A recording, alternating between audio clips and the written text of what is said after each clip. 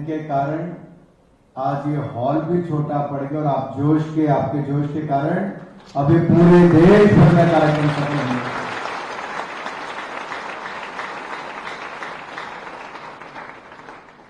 मेरा माटी मेरा देश एक कार्यक्रम नहीं बल्कि एक भावना है और हमें इस भावना को जन भागीदारी से जन आंदोलन बनाना है।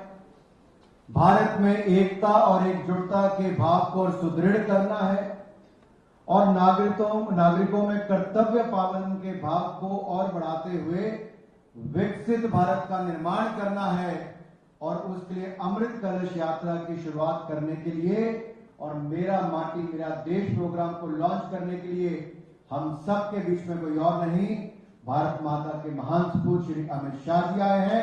एक बार जोरदार तालियों के साथ उनका स्वागत अभिनंदन।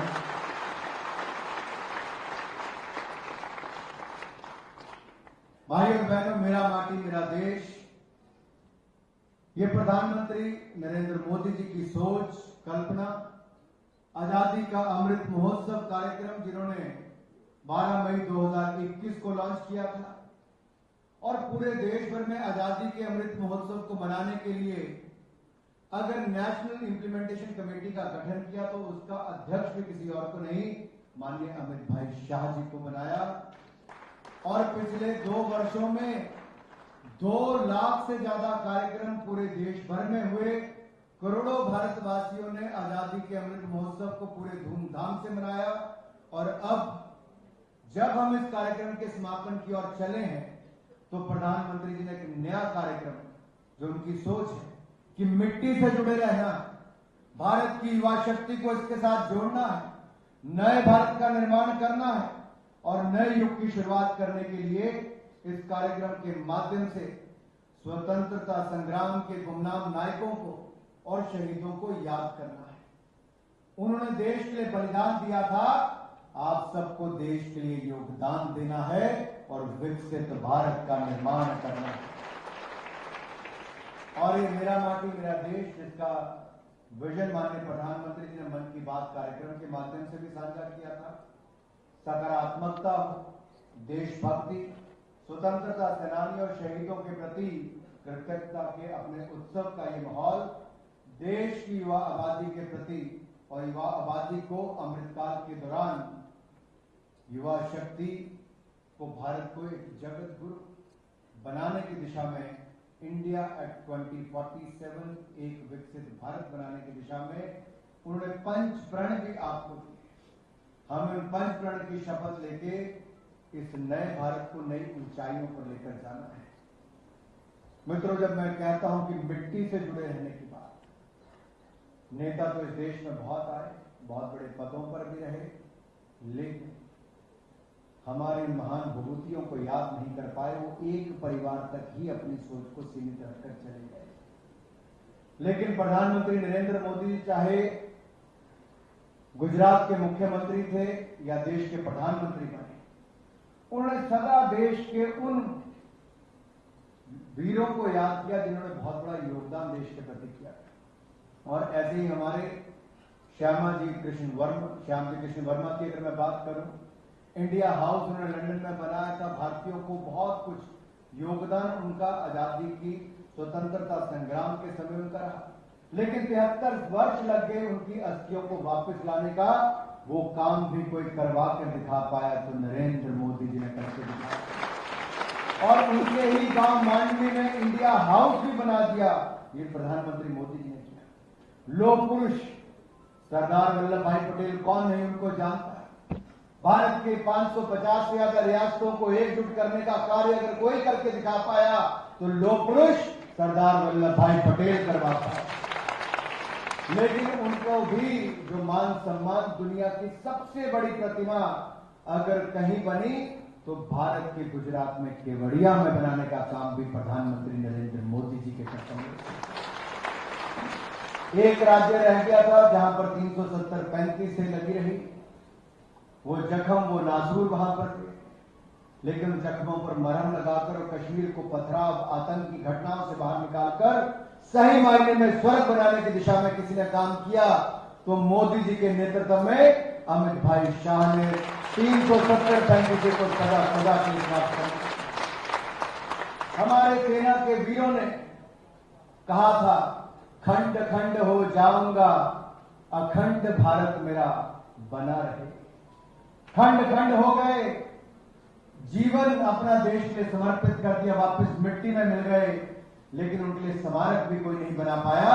सेना के वीरों के लिए अगर देश की राजधानी में समर स्मारक किसी ने बनाया तो नरेंद्र मोदी जी ने बनाने का कार्य किया। पुलिस स्मारक की मैं बात करूं, जिन्होंने अपना अनगिनत उन्होंने अपना योगदान दिया। पुलिस स्मारक भी देश में किसी ने राजधानी में बनाया तो नरेंद्र मोदी जी के नेतृत्व में बनाया।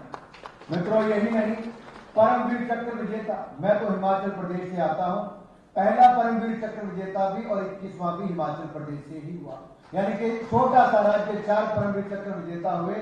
किसी ने नहीं सोचा एक परिवार के नाम पर बिल्डिंगों के, एयरपोर्ट के, संस्थानों के नाम होते थे, लेकिन परमवीर चक्र विजेताओं को याद नहीं किया जाता था। नरेंद्र मोदी जी ने एक नहीं 21 द्वीपों के नाम परमवीर चक्र विजेताओं के नाम पर रखने का कार्य किया। और यही है, हमारे स्वराज सीरियल डीडी पर प्रधानमंत्री मोदी जी की सोच है, उन लोगों को याद किया गया जो दशकों तक, सैकड़ों वर्ष पहले भी भारत के बहुत बड़ी योगदान किया। नेताजी सुभाष चंद्र बोस जी के नाम पर राष्ट्रीय पुरस्कार की शुरुआत की। उनकी नेताजी सुभाष चंद्र बोस की क्लासिफाइड फाइलों को खोला गया। आजाद हिंद फौज का म्यूजियम लाल किले पर बना। मैं सब युवाओं से कहता हूं, जाकर देखिए क्या शानदार काम हुआ है। नेताजी की मूर्ति कहीं और नहीं, किंग जॉर्ज पंचम की मूर्ति को हटाकर कर्तव्य पथ का निर्माण किया और नेताजी सुभाष चंद्र बोस की मूर्ति बनाई। बाबा साहब अम्बेडकर हमारे संविधान निर्माता को पंचप्रण, अगर हम आज पंचप्रण की बात करते हैं तो बाबा साहब अम्बेडकर के पंच तीर्थ विकसित करने का काम भी देश में किसी ने किया और इंग्लैंड में भी किया तो नरेंद्र मोदी जी ने किया है। जलियांवाला स्मारक का जीर्णोद्धार करवाया तो नरेंद्र मोदी जी ने करवाया। विभाजन का दर्द क्या होता है ये शायद देश याद ना रखता। उस दर्द को भी याद करते हुए भारत विभाजन विश्व का दिवस मनाने का कार्य 14 अगस्त को किया। एक नहीं अनेक ऐसे कार्य में अनगिनत कह सकता हूं, लेकिन आज हमें माननीय गृह मंत्री जी को सुनना है। मैं इतना ही कहूंगा मित्रों, जो हमने कभी सोचा नहीं था वो भी होने जा रहा है। G20 की अध्यक्षता कोई और नहीं, भारत कर रहा है। और अब से कुछ ही दिनों में देश की राजधानी में दुनिया के सबसे शक्तिशाली देशों के हेड ऑफ स्टेट भी यहां पर आने वाले हैं। हमारी खूबसूरत दिल्ली और देश, हमारी कला संस्कृति, हमारी परंपराएं, इसको जानने का उनको एक अवसर भी मिलेगा। और पद्म अवार्ड की मैं बात करूं, माननीय गृह मंत्री जी, मैं आपका भी धन्यवाद करता हूं, प्रधानमंत्री जी का भी। वो गरीब कभी सोचता नहीं था, वो दूर सुदूर गांव में रहने वाला कभी सोचता नहीं था, जिसने अपना जीवन माटी को बचाने के लिए, पेड़ों को लगाने के लिए, पानी के स्रोत को बचाने के लिए, कला संस्कृति को बचाने के लिए लगा दिया हो, उसने कभी अपेक्षा नहीं की थी पद्म अवार्ड की। लेकिन मोदी सरकार में उस दूर सुदूर ग्राम के व्यक्ति को भी पद्म अवार्ड देने का काम किया गया है। आज हम खेलों के क्षेत्र हो, वहां पर भी तिरंगा लहरा रहे हैं। आज मंगलयान हो या चंद्रयान हो, वहां पर भी भारत सफलता के कदम चल रहा है। ये सब हो रहा है, लेकिन मित्रों मिट्टी के साथ जुड़े रहना है। और मेरा माटी मेरा देश, कोई परिवार, कोई घर ऐसा ना रह जाए जो अपने घर से मिट्टी का योगदान ना दे। मिट्टी ना हो तो थोड़े से दाने चावल के डाल के, अक्षत के डाल। पूरे देश भर के हर सांसद, हर विधायक, हर प्रधान, हर जिला परिषद के सदस्य, हर बीडीसी के सदस्य से मैं कहना चाहता हूं, अपने क्षेत्र में टोलियां बनाकर निकलिए, ढोल धमाके के साथ निकलिए, अमृत कलश यात्रा को इतनी धूमधाम से मनाइए कि आजादी के अमृत महोत्सव पर पूरा देश याद करे। स्वर्णिम काल में जब हम जाएंगे तो याद करें कि आजादी के 75वें साल में हम सब लोगों ने ऐसी अमृत कलश यात्रा निकाली थी कि अमृत काल की शुरुआत पूरे ढोल नगाड़े के साथ भारत को विकसित भारत बनाने की शुरुआत हुई थी। और उसका आज घोष किसी और ने, माननीय गृह मंत्री जी ने किया है। एक बार फिर आपका बहुत बहुत स्वागत और बहुत बहुत धन्यवाद। बोले भारत माता की, भारत माता की, भारत माता की, वंदे वंदे।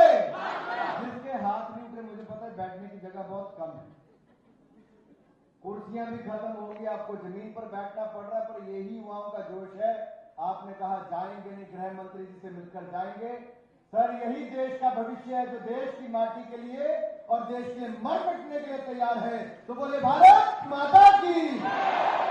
ऊपर वाले भी भाई साहब हाथ ऊपर उठा के रखे। भारत